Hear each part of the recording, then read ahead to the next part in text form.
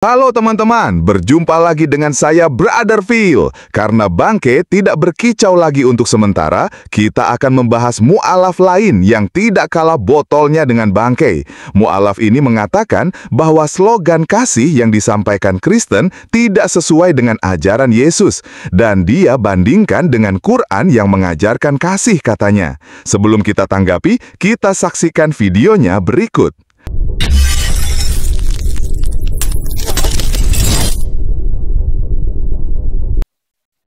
Sekarang kita lihat Bible. Benarkah kitab suci mereka mengajarkan kasih yang universal atau kasih yang tidak diskriminatif? Sungguh mengagetkan. Justru kasih yang diajarkan dalam Bible Kristen justru sempit, elitis. Elitis itu artinya hanya untuk kalangan atau kelompok tertentu dan diskriminatif.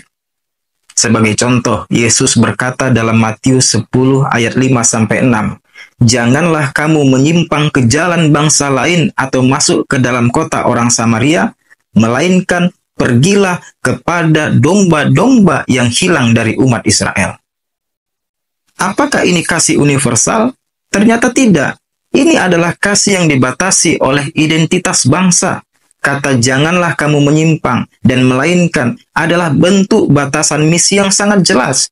Yesus secara eksplisit melarang para muridnya untuk pergi ke bangsa lain atau kota orang Samaria dan hanya pergi kepada domba yang hilang dari umat Israel. Ini bukan ajaran inklusif universal, tapi terbatas hanya kepada sebuah suku dan sebuah kelompok. Artinya, misi penginjilan awal Yesus hanya untuk satu kelompok, yaitu Yahudi, bukan untuk seluruh umat manusia. Ini sangat bertentangan dengan gagasan yang digaungkan selama ini bahwa Yesus datang untuk semua bangsa. Dan ini tidak sesuai dengan narasi kasih untuk semua yang disampaikan oleh para misionaris. Barusan mu'alaf ini katakan bahwa kasih yang diajarkan dalam Alkitab itu diskriminatif. Dia mengutip Matius 10 ayat 5 dan 6. Mu'alaf tersebut mengklaim di mana Yesus mengutus murid-muridnya hanya kepada domba-domba yang hilang dari umat Israel dan melarang mereka pergi ke bangsa-bangsa lain, menunjukkan bahwa kasih Yesus itu terbatas dan diskriminatif. Pantas saja mu'alaf ini keluar dari Kristen karena baca Injil sepenggal. Padahal penjelasan yang sebenarnya, ayat ini harus dipahami dalam konteks rencana keselamatan Allah. Misi awal Yesus dan para muridnya memang berfokus pada bangsa Israel, karena Israel adalah umat pilihan Allah dan pintu gerbang bagi keselamatan bagi seluruh dunia. Perintah ini bukanlah penolakan terhadap bangsa-bangsa lain, melainkan sebuah urutan prioritas yang strategis dan teologis. Perintah universal untuk mengasihi semua orang diberikan dengan sangat jelas oleh Yesus setelah kebangkitannya. Perintah tersebut dikenal sebagai amanat agung yang terdapat dalam Matius 28 ayat 19 dan 20. Karena itu, pergilah, jadikanlah semua bangsa muridku dan baptislah mereka dalam nama Bapa dan Anak dan Roh Kudus, dan ajarlah mereka melakukan segala sesuatu yang telah kuperintahkan kepadamu.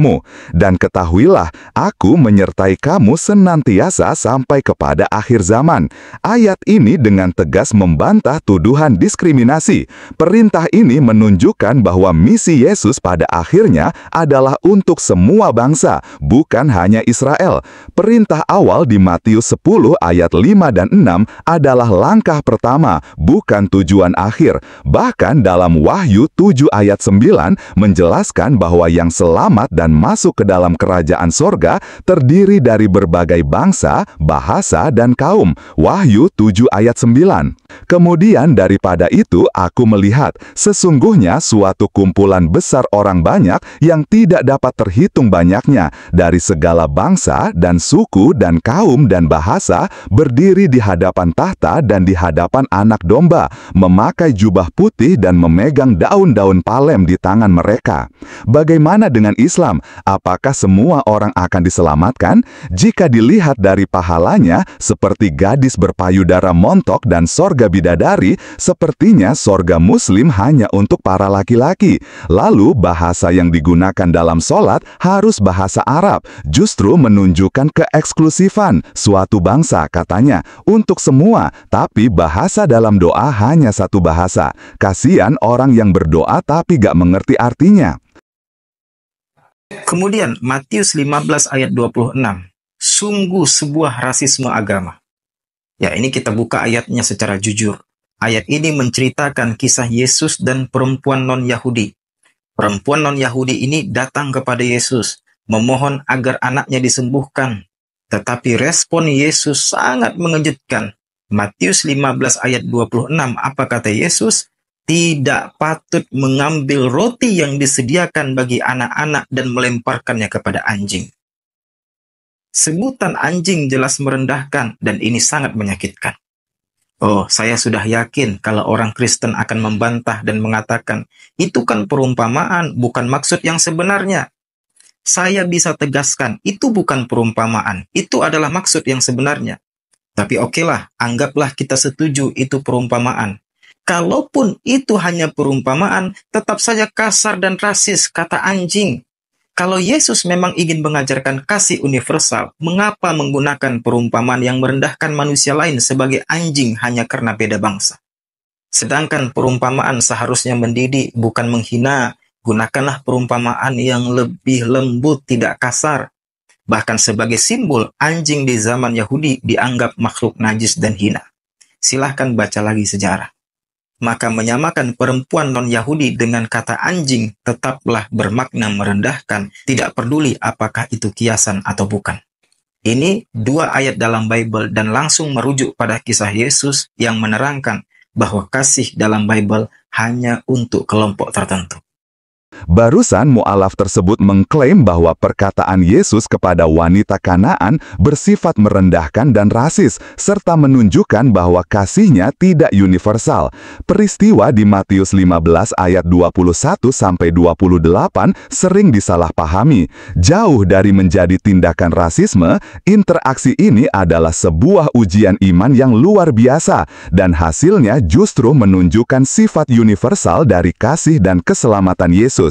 Ayat tersebut berbunyi, jawab Yesus, tidak patut mengambil roti yang disediakan bagi anak-anak dan melemparkannya kepada anjing. Wanita Kanaan itu adalah seorang yang bukan Yahudi. Ketika Yesus menyebut anak-anak, yang ia maksud adalah umat Israel.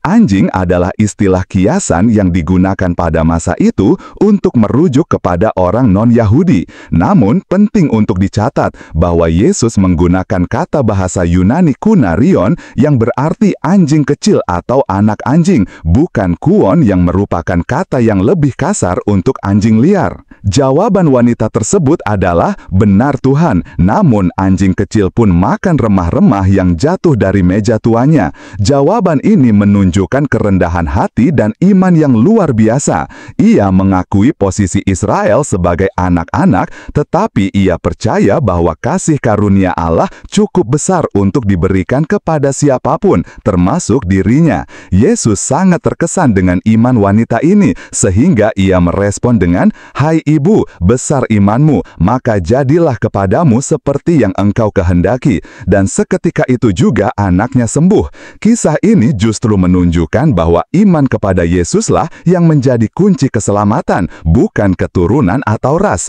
Yesus melanggar batasan sosial dan agama untuk menjangkau wanita Kanaan tersebut, membuktikan bahwa kasih dan kuasanya tidak terbatas pada satu bangsa saja. Kalau memang Yesus pilih kasih, tentu saja anak dari ibu itu tidak sembuh.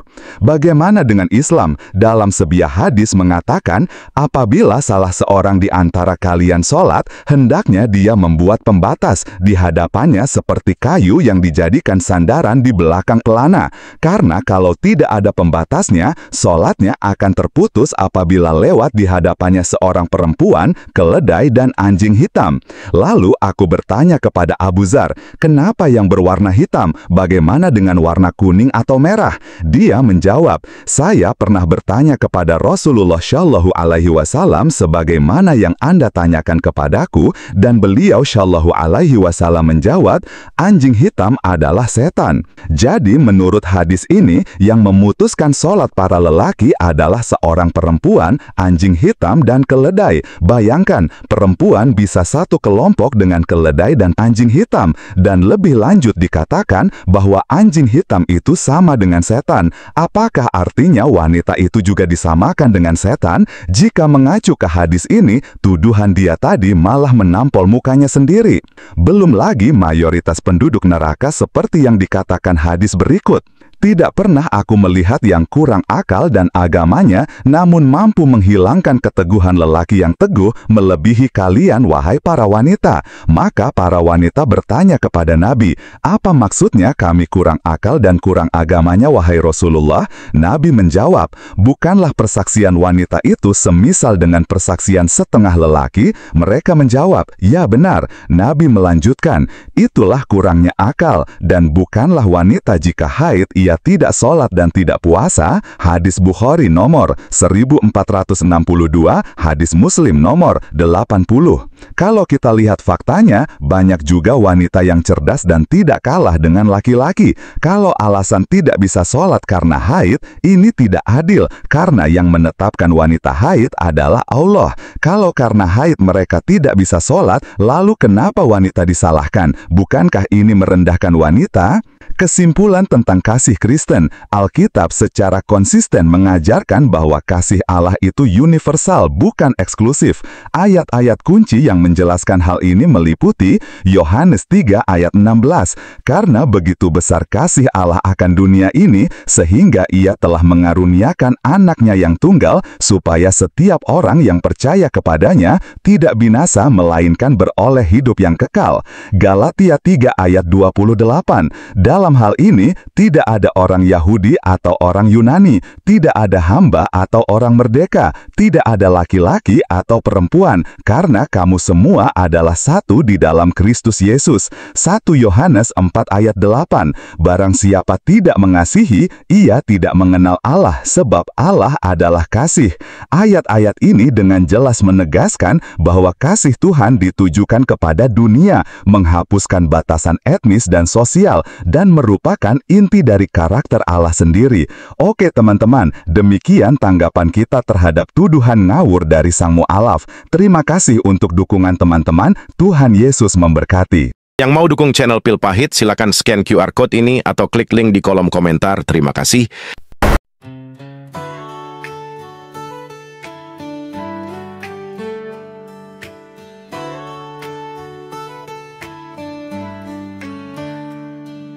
Pandanglah burung-burung di langit yang tidak menabur, tidak menuai dan tidak mengumpulkan bekal, namun diberi makan oleh Bapamu yang di sorga. Bukankah kamu jauh melebihi burung-burung itu?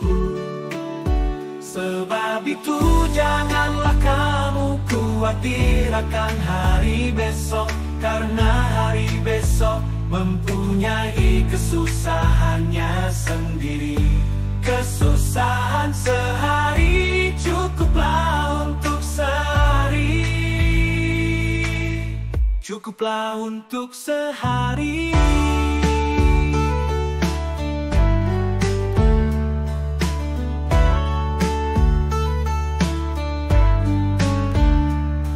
Perhatikanlah bunga bakung di ladang yang tumbuh tanpa bekerja dan tanpa meminta. Jika demikian Tuhan mendandani rumput di ladang, tidakkah Ia akan terlebih lagi mendandani kamu? Sebab itu janganlah kamu khawatir akan hari besok, karena hari besok mempunyai kesusahannya kesusahan sehari, cukuplah untuk sehari. Cukuplah untuk sehari.